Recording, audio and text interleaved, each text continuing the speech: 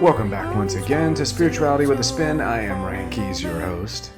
This is an impromptu session off of my regular scheduled broadcast. I have already recorded tomorrow's message, which I will be putting out tomorrow. I will be filming a video as well for Sunday. A lot of exciting things are happening right now. 2017, year of open doors, new 9-year cycle. We've got, I believe, the Chinese New Year getting ready to start. A lot of things transpiring, a lot of excitement, a lot of things embodying love and openness. I have had the most dynamic coaching sessions with the people that I've been working with one-on-one over the past couple months that has moved me, I tell you. I wanted to share just a little bit about what happened to me.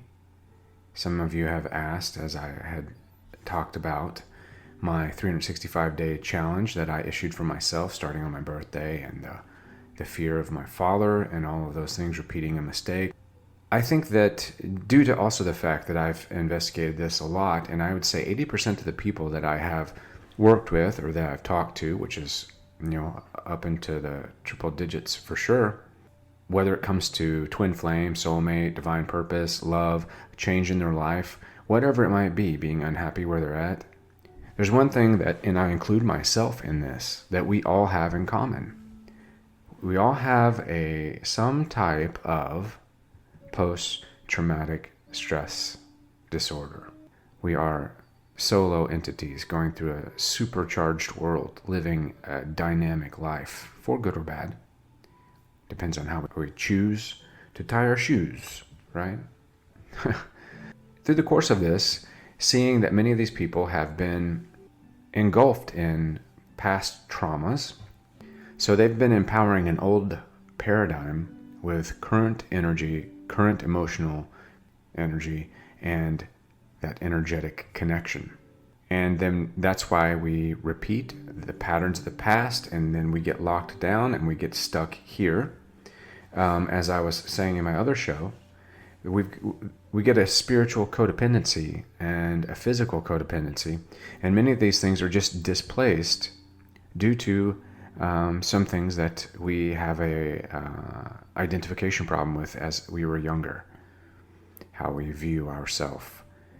We're seeing ourselves through an untrue perspective. Because every day you wake up different, and every day you have to redefine your divine purpose in life. It is a daily decision, this walk that you've chosen. To be here in the moment requires you to be in motion, with emotion and motion, always manifesting from this moment. If you feel sadness or if you feel depression and it is overwhelming for you and you're thinking about something in the past, again, that trauma of the past, that memory of the past, has only the power that you're going to empower it with in the present. I know it sounds like hocus pocus in some ways, but there are ways around it. There are ways to break those patterns. I've been working with many people on how to do that. If you are not familiar with EMDR therapy, that is rapid eye movement therapy, there's a lot of good techniques there, a lot of special breathing techniques, tapping techniques to register and to pull you back into the present moment, to pull you into the now, which I suggest looking into that. Now, this spiritual codependency that I was talking about in my other show, this is being triggered by what I would like to call the soulmate mirror, where we see something that triggers us, it arouses us, it energizes us. It is different. It's not like something that's come before. We don't quite understand the dynamic of it. It's enticing, it's inviting, but yet it's dangerous. So this soulmate mirror concept generally will hit us at the worst time possible. we'll be going through a lot of shit, right? We'll be going through a lot of stuff. We're knee deep in something. Some people are knee deep in dealing with designated post-traumatic stress. Some people are falling into that codependency status of victimization, or being a bully, or being a better than, or being needy, or just operating completely solely out of ego, just driving into the material world head first, bye, and not baby bye. For anybody that's my attempt at humor. Pretty sad. So this soulmate as a mirror has surfaced in the past few years. I believe it caught fire more so when the internet started to blossom around 2013. What's it based in? When people think a soulmate is a perfect fit, or a twin flame is a perfect fit, and everybody wants that. Everyone wants that true soulmate that is a mirror. Everyone wants to see themselves in someone else. Everybody wants that person that brings that attention to changing your life, to making your life more full. And in fact, one of these people is probably a true soulmate, not just a karmic partner, a karmic experience, or people have said false flames. They're probably going to be the most important person that you'll ever meet. They'll put you either on a dynamic path, they will develop you, they will help you to tear down walls. They will be your person. Might be painful in the beginning, might be powerful, peeling away other layers of yourself. Here's a good one. A twin soul, but they're both married. Tough business, right? Oh, she makes me feel alive. He makes me feel excited. My marriage no longer serves me. Well, my wife is great, but I miss the feeling of like what this is, that connection, that vibrancy that just gets me. Those questions ever come up in your life? Those questions ever kind of tease your mind? One tip: the grass is greener where you water it. Tip 2: you're not going to leave your problems behind just because you have another person.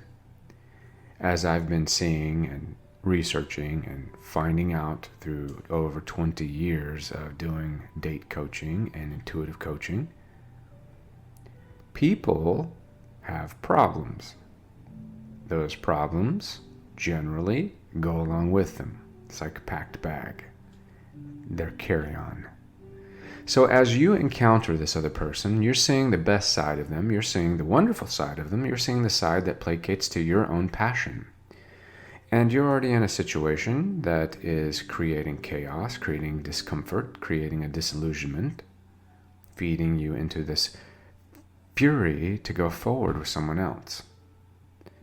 Either way, whether you stay or whether you go, let's say heartache is going to be part of that equation.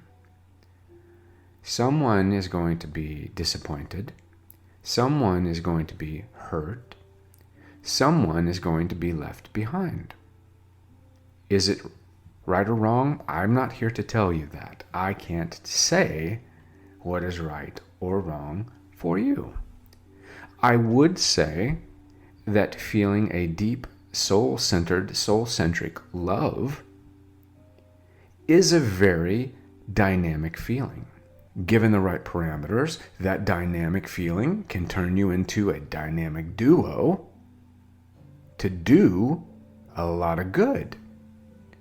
However, if you have problems that you bring with you, understand those problems will still have to be solved. And as many people that I've worked with over the years, I have seen a lot of these people are empathic.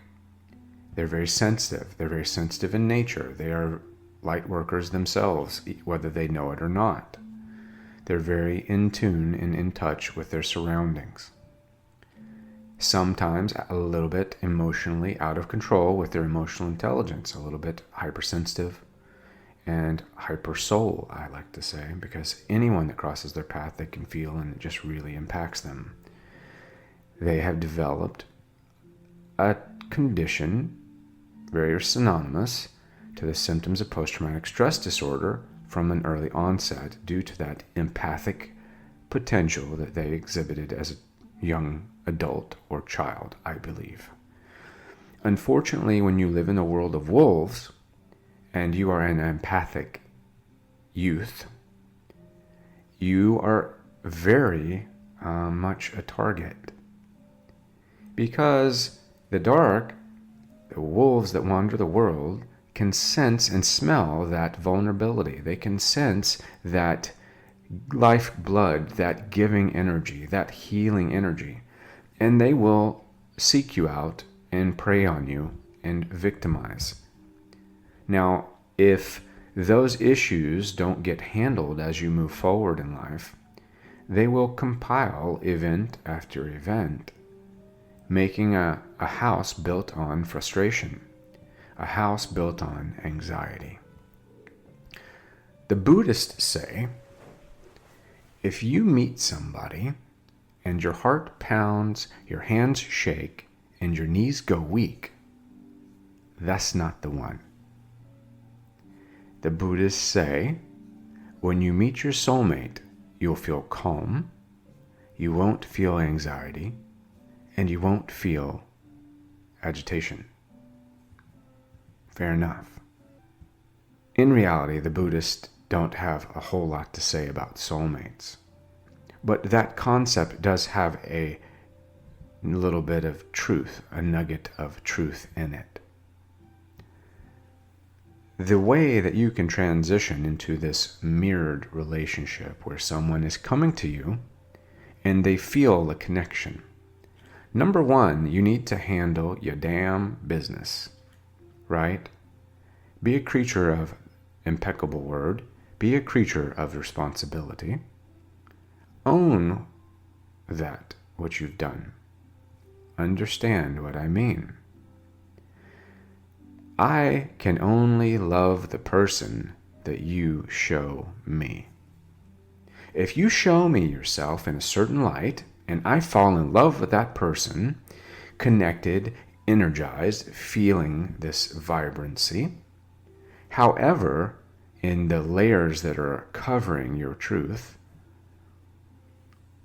you have neglected important information, or you have neglected, well, I was abused by my parent, or I was raped, or I was in a drinking driving accident, or I was military and I had to shoot someone, whatever it might be, whatever dark skeleton is lurking in the closet. You don't have to come out and spill the beans, but if you are portraying someone that is healed, someone that is whole, and you know that you're fractured and that you are very vulnerable and that you are not tried and true with the topic at hand, encountering a soulmate mirror, right?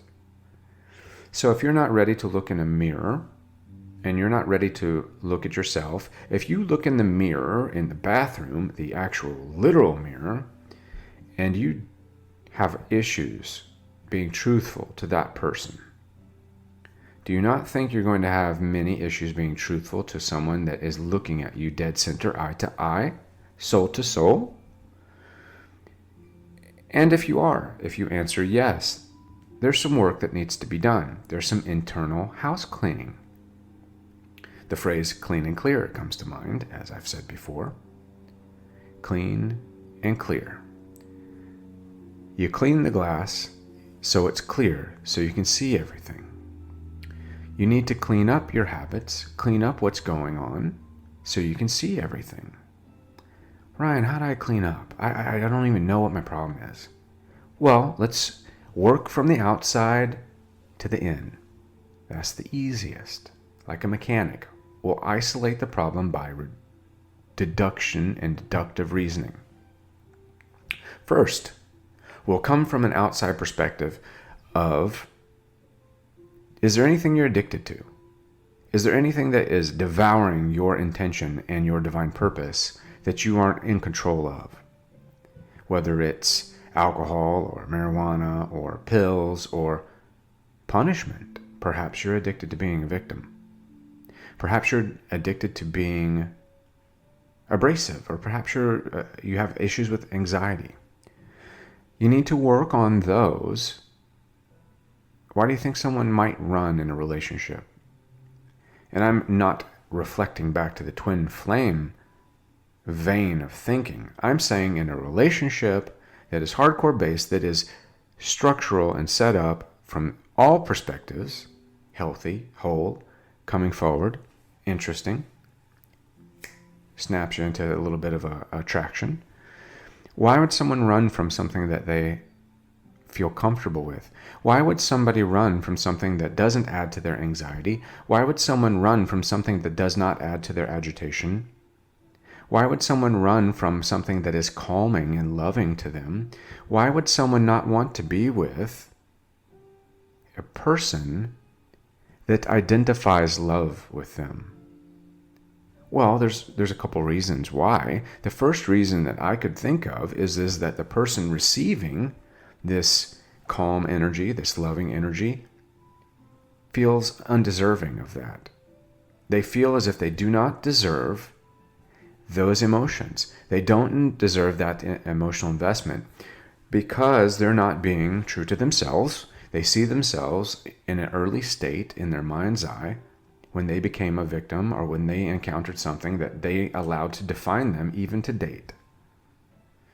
But you wake up different every day. Every day you reset your divine purpose and you go forward to that definition of who you are daily. It's work. It's a walk, right? So as we learned that I don't go to the gym today only and not go again for another year and think that it's going to do anything. I have to make a system of doing better with myself. I have to approach this very diligently. And then I have to also come from the idea that I might run from that if I lie to myself about what I'm feeling. So let's come from a place of, like Miguel Ruiz says, impeccable word. It's very difficult to change a relationship that's existed for a duration of time with the Toltec wisdom because you've already accepted a certain level of dysfunction as the foundation of the relationship. That will take very dedicated people to making that work. Point made. In the beginning of a relationship, it's very easy to set up the Toltec wisdom so that you will know the tail of the tape before you start. Your expectations are put out the window. You put everything in place. You are giving your truth. You're speaking what is true to you. You're speaking what is true to yourself. And the level of expectation revolves around what you are bringing to the table is real, true, and honest you. Do you like that rhyme?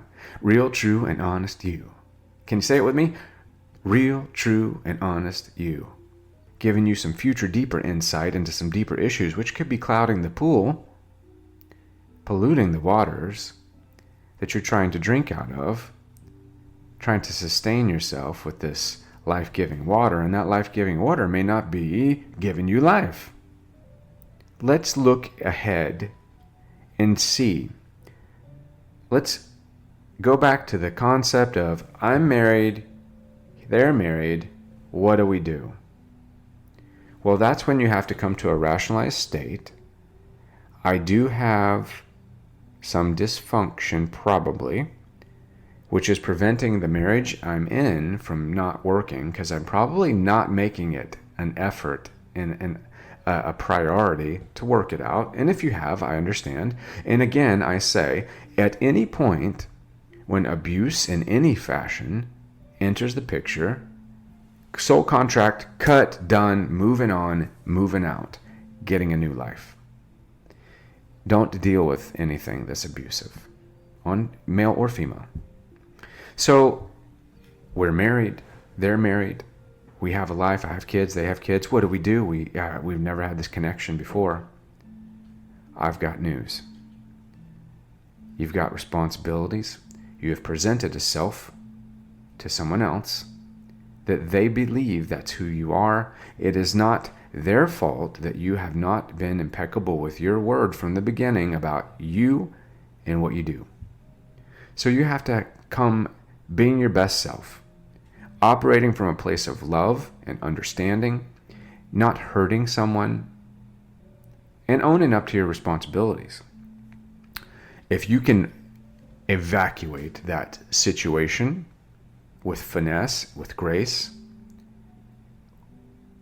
don't leave for someone else. Let me say it again. They're married, you're married, and you two want to go jaywalking and cross the street the wrong way so you can be together.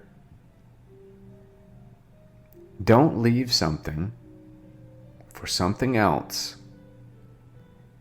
in that situation, because here's the problem that you're going to run into. If you leave and that wasn't what you thought, if it was just a devil in a white robe with angel wings presenting an angel of light to you, and it wasn't right, you've devastated an entire soul group. So you have to be very sure, very diligent. And then I encourage you to begin to work on yourself before you work on what's happening on the mainstream. And this is if you're married and they're married and there's issues involving children. If there's no children, then you can bail. But I'm not giving you permission. I'm just saying then you have to have a conversation that you're not happy with your current partner, and you have to go into that with them, and you have to decide that, and you have to discuss that. And that's dangerous, right? It feels dangerous. It's not typical in your day.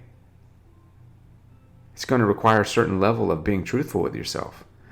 Are you ready for that? Everything has a ramification. So as we're moving forward and we're understanding the dogma of this situation, the danger of calling out for your mirror soul moment, there's a lot of magnificent things that happen with it, a lot of manifesting that can happen with it.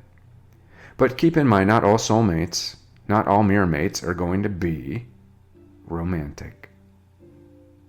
It could be a friend that is going to be there because you've already signed up and you've already got a soulmate that you actually love.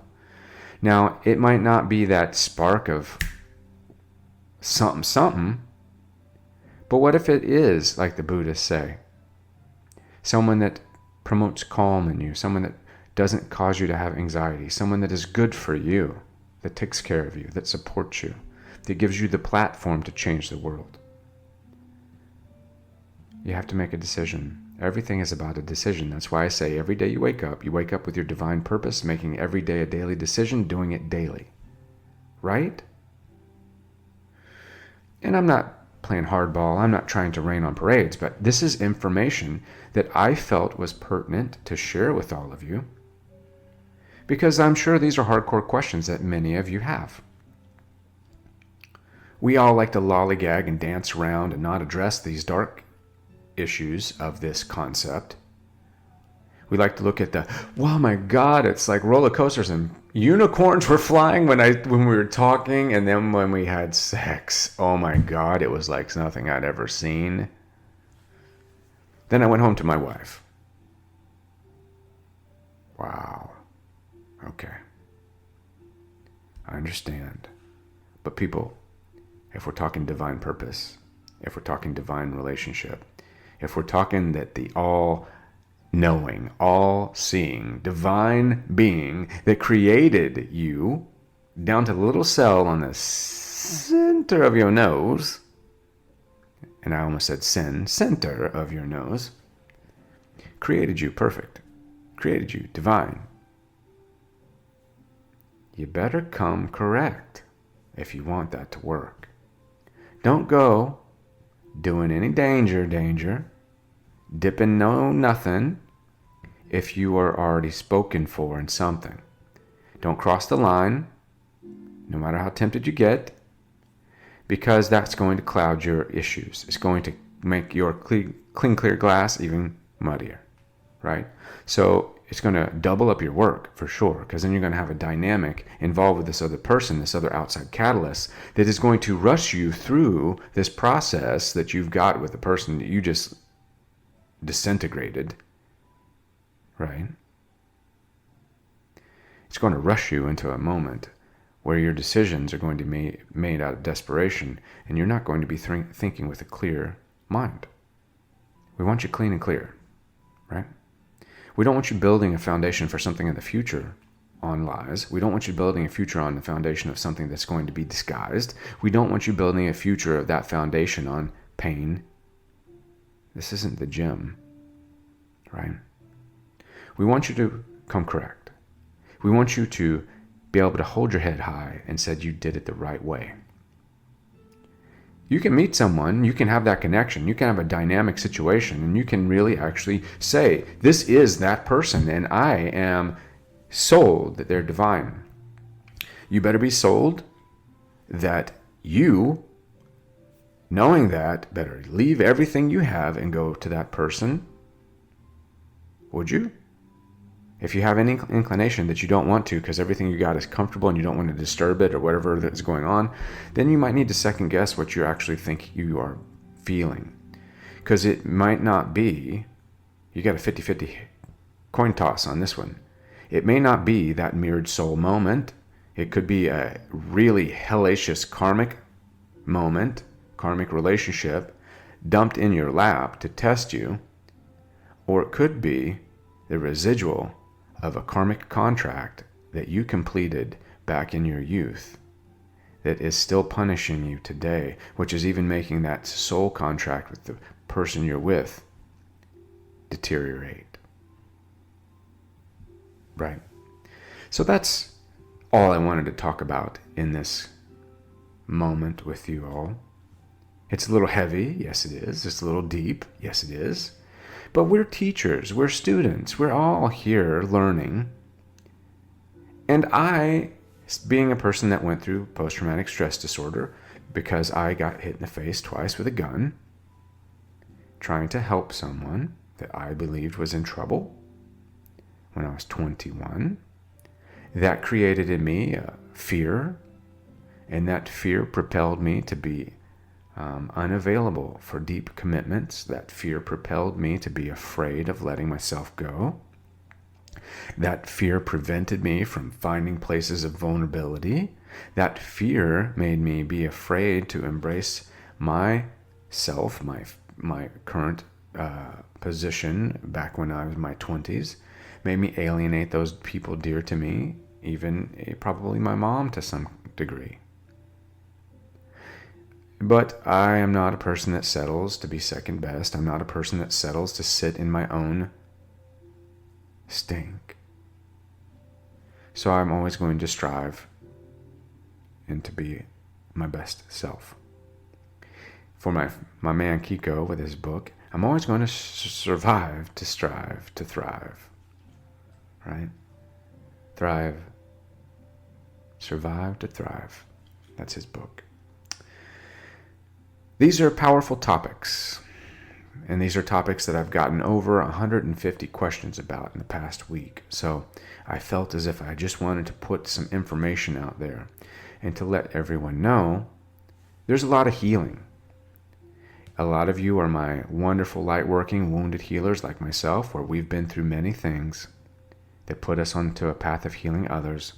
But we neglect to heal ourselves. We neglect to look at our own self sometimes because in some ways it's easier to heal those people around us than to truly heal ourselves.